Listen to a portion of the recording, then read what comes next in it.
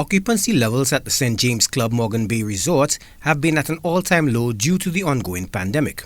This is one of the reasons the resort made some 400 workers redundant on July 31st. Deputy President General of the National Workers Union, Solis Myers, made the revelation to News Force on Wednesday. Myers says the hotel has not been spared the ravages of COVID-19. We had an update meeting with our members at St. James Club to update them on the outcome of the meetings and the notification sent to the Labour Department as it relates to their future within the hotel. We would have had a meeting with the hotel last week to discuss the future, especially given the unfortunate situation not only St. Lucia but the entire world has found itself in as it relates to COVID-19, the health crisis and the huge impact on the tourism sector. Unfortunately, the hotel at this point in time is experiencing a number of challenges as it relates not only the financial aspect but that of occupancy. So they had to come to the unfortunate decision of going in a redundancy position as it relates to staff. Myers says there is a high probability that workers may be able to regain employment.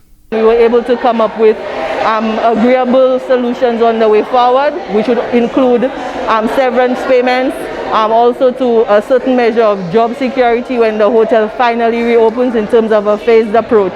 Because it was accepted that a number of these workers, they have all of the skill, the qualification, the years of experience. So it was agreed that they would be given equal opportunity in terms of reapplying for their position. So it was just to update everybody on the situation and just keeping constant contact going between us, our members, and also the hotel. The National Workers Union will keep abreast with the tourism sector trends moving forward. A lot of hotels are hopefully looking towards the end of the winter season, going into the November, December, January. So we have to continue monitoring the situation worldwide. We know the States is in a predicament right now. We know that there are instances in Australia, China, and Europe to some extent. And between the UK and the States and Europe, these are our source markets. So we have to continue monitoring the situation because if it doesn't get any better, obviously we'll feel the impacts in St. Lucia. So it's a situation that requires constant monitoring, constant dialogue and consultation. St. James Club joins a number of resorts on island which have laid off or made workers redundant. In June, the Body Holiday and Coconut Bay resorts found themselves in a similar predicament.